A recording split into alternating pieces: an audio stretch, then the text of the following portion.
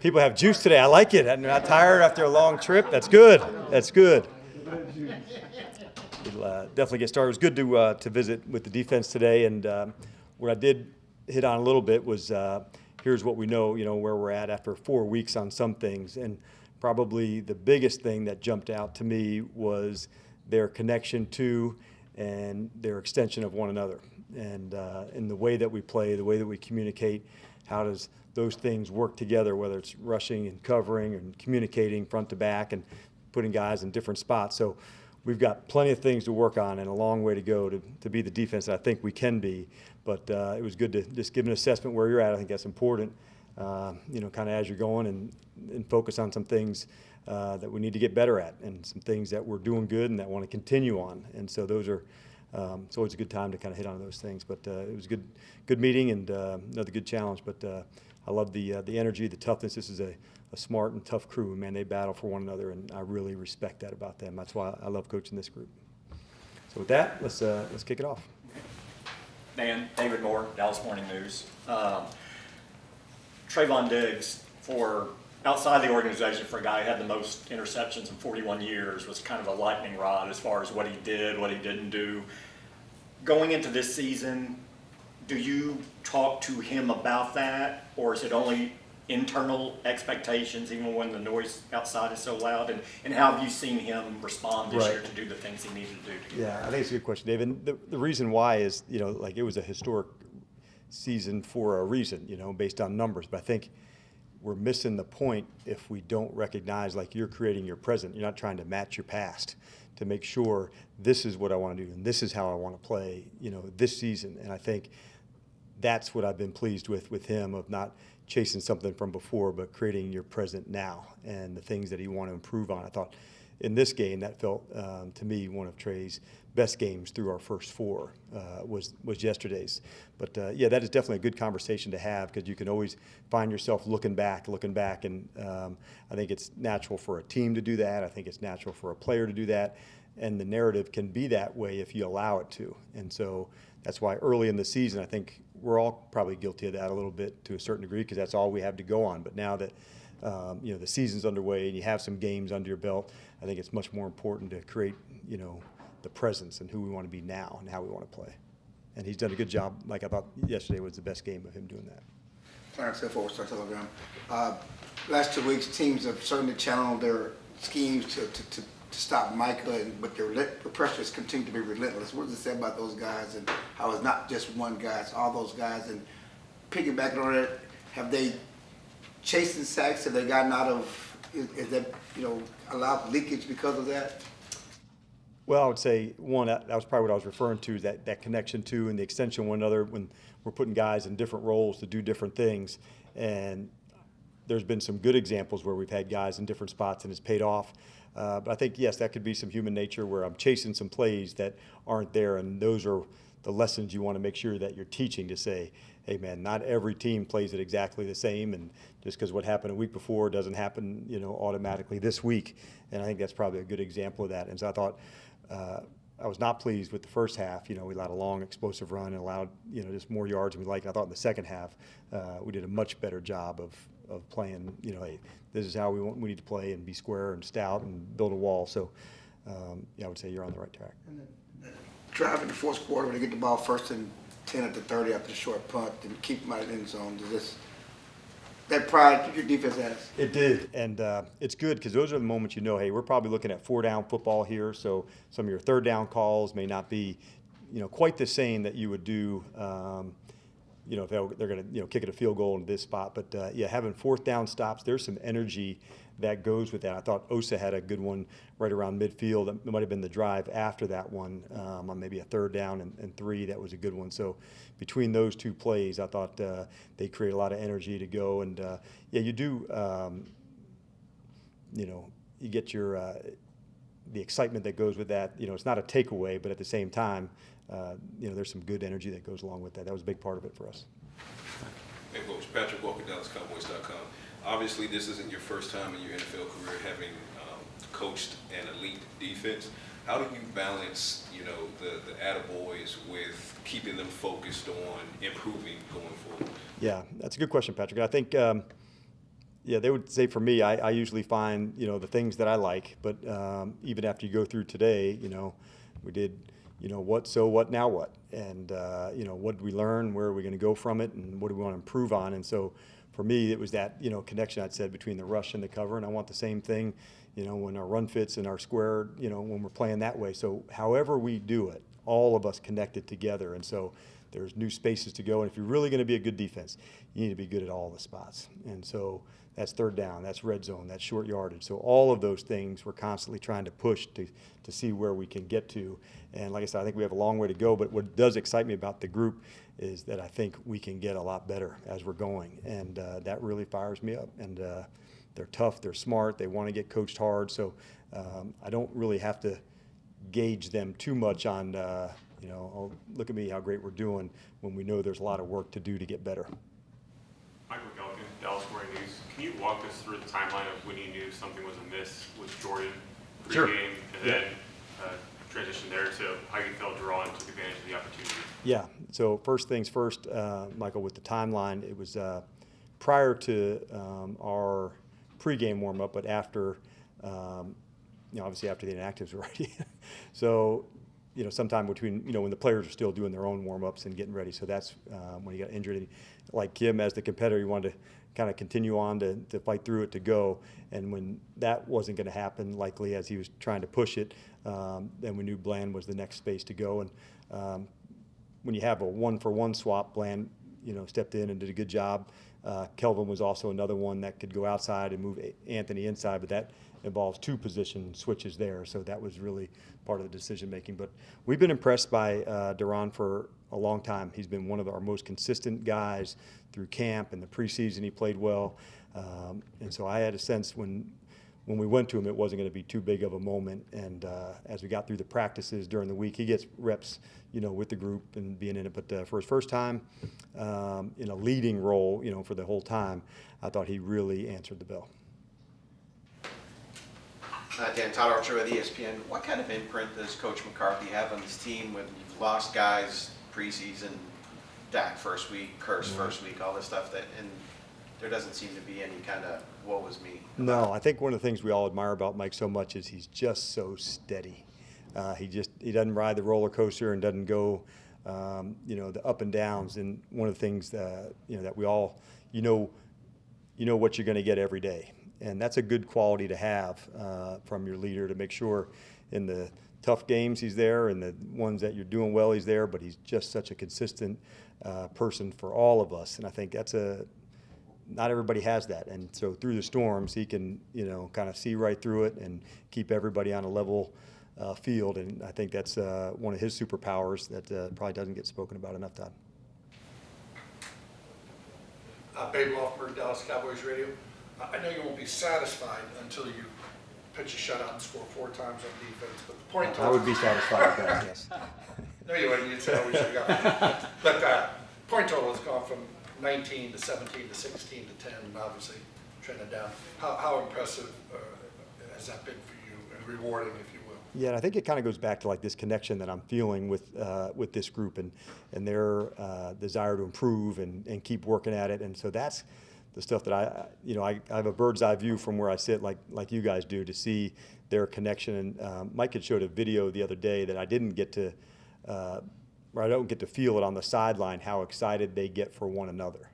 And it was, it might have been Trayvon getting up when CD caught a pass. And so those things I don't get to feel, but to see so many of these guys have one another's backs and to have genuine excitement for their teammates, I think that's a really cool thing. And so I got to see that on that video, how many guys on the sideline were so juiced for somebody making a play. And so I think I'm that way when they make a play. They don't get to see that either, but for me, seeing their connection for what they can be is excellent.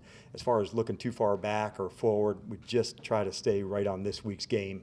And so I don't get too jammed up on, the last game or the next game. It's just this week, this matchup, this game, and see how well we can play. So we'll let you guys talk about that, and we can hit that at the end of the year. But I really do try to stay focused on just this opponent, just this game, and find ways to get better at it. And honestly, there's always something. That's kind of the fun part about coaching. Like, we can do this part better. And that's something you can emphasize for the week. And I thought our tackling was better after missing a lot of tackles last week. And that was one of the things that we emphasized going into it, to say, no more free passes here. Like, let's make sure we track it and get our angles right. And when we're tackling, we're letting them know. Jory Epstein. And somewhat in those terms. I might phrase it a little differently, but a little more colorful language. But tackling is important. Sorry, Jory.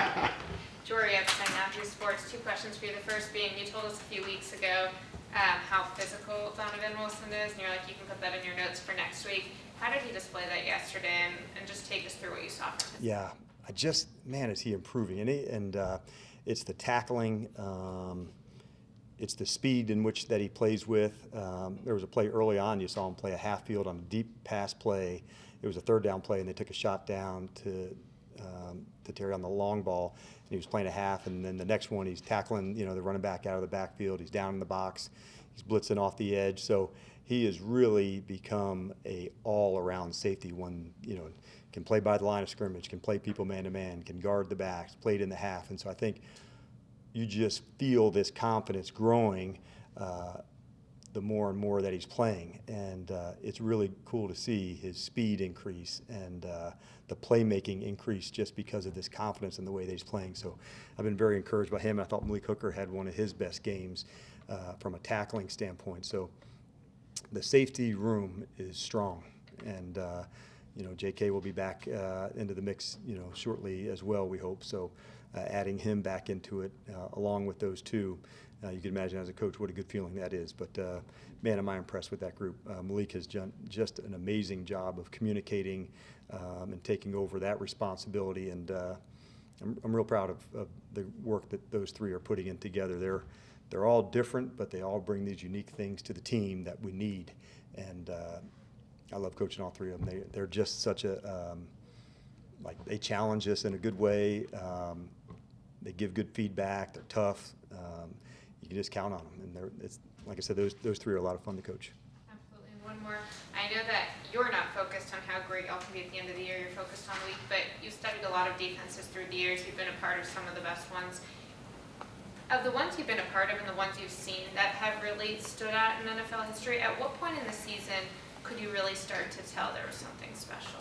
That is a cool question. I would say there's usually a moment or two in those first 10 or 12 games that you answer a challenge, you deliver on it. There's something that says, whoa. And when those, you don't know what game it's going to be, you're not even sure who the opponent is, but there's just a performance that says, this is what this group's capable of. And then you usually see it stay consistent through. And the best teams I've been a part of kind of got better as it went. And so that's usually a really good mark of an excellent defense, ones that continually get better, because there's, like I said earlier, there's always something that you're kind of working on. So if you keep stacking all these good things, by the time you get it, later in the season, you are hard to deal with. And but there has to be one of those moments that say, whoa, that's the one. And usually I would say it's probably in the first 10 or 12 games that you say, okay, I think this has the chance to do, something pretty remarkable. Alvin Watkins, Dallas Morning News. Back to the safeties. Malik obviously was recovering from his injury last year. How big was that year for him just to get his feet wet and then understanding what you wanted him to do? Yes, I agree with that. And because of the injury, he didn't get the off season with us. You remember when he came into training camp, even then it was a little bit. In fact, he might have not even played against Tampa and maybe started the Chargers after that. And I felt him improve with his tackling as the season went on. By the time we were up in New York, he made some excellent open field tackles. And it was maybe during that time leading up to that, I said, man, this is turning into be one of our very best tacklers. And then as he carried that into the off season and into training camp and this season, that has really come to life for him. So it's very cool to see him not only overcome, those injuries that's tough to deal with, and then come out the other side playing some of your very best football. That takes a lot of work, takes a lot of sacrifice, and that's what I said. So coaching him and communicating with him in the game, it's been a lot of fun. Yeah, you answered. Dan, with the Rams on tonight, Do you watch that game live? Do you get much from the TV copy, or do you just kind of wait for the coach's film? I would say a little bit of both. It's definitely a homework assignment that we assigned at the meeting today. So that was, part of our job. Everybody had, that's our homework for tonight. So I'll have it on, kind of in the background, but not watching it the whole time. But the TV copies are so good, and sometimes there's some insight to share. But how are they featuring the players? Injuries and that. How do they, who's up, who's inactive? So some of those do come into play. But it'll be on, but maybe not where I'm studying. But I'm sure I'll look over a few times, on a third down or, something that, a game challenging type of play that you want to be a part of. And then as the other one gets in, most of the game plan, you have done the work, and then you add this one in individually a little bit tomorrow. And then back to Jory's question, have you had that whoa moment yet, even though it's only 4 games? Not yet. I've had excellent and tough, but not the whoa where it's been to the space that I think we will get to. But the thing that I have seen is this connection to one another and the communication. And so when you have those parts right and how hard these guys are willing to play for one another, that's when you have a chance to do some really cool things. So I'm looking forward to that whoa moment, but I have not, not whoa, like hell yeah moment, I should have said. And I sense some of those players that we listed as the safeties and some of the rushers are going to be part of those moments where they're really making some impactful plays. Do you remember any of the specific, whatever you want to call the moments from Seattle? Well, that's a good one. Cam Chancellor probably would have been part of it because of the level of hitting that he did. And then I can, remember as it got to a playoff game, he had like maybe an 80 or 90 yard interception against Carolina that he took back all the way. And I remember seeing at that moment saying, that's it. That's what it looks like. That's what championship defense can look like. And just the way he finished, through the end zone, it was such a remarkable play because there was a lot of consistent performances from that group. But I would say he would have been probably part of it. Him or Earl Thomas would have been probably making some plays that said, okay, normal people can't do that. And that's what makes them separate and different and special, because they make these plays that just changes the course of a game. And we have guys capable of making game-changing plays. They just happen to do it on a pretty regular basis. So I can't think of one specific other than Cam's, but Earl for sure would have been a part of that as well. On the Neville sack, how much of the success of that is predicated on anticipating the cadence? So like once the silent count procedure started, that's when Layton gave him the tap, and then he mugged the gap. And Yep. how much of that is connected? I to think our crowd was awesome, and I think we had 3 ball starts from their offensive line in the game, if I'm not mistaken. I'm talking about our crowd. So for sure, when you have to go on silent, that's a big part of it. Every team has silent 1 or 2, and as big for Neville, just the speed that he hit it with, and that was not the Nev that we saw post-practice at Denver, who was struggling with the altitude air and other things. So the weight was a little less, the speed was a little more, and I couldn't have been more pleased to see that from him, because he really has rare quickness for a big guy. So I would say it's a little bit of tied in together to say, hold it, wait, shot clock, tap. And so we do practice, those looks, with the crowd noise. And like I said, in this game, I thought, just having that extra advantage of the offensive line feeling like they had to, get off, and it's loud and wild. Those are big time home field advantages.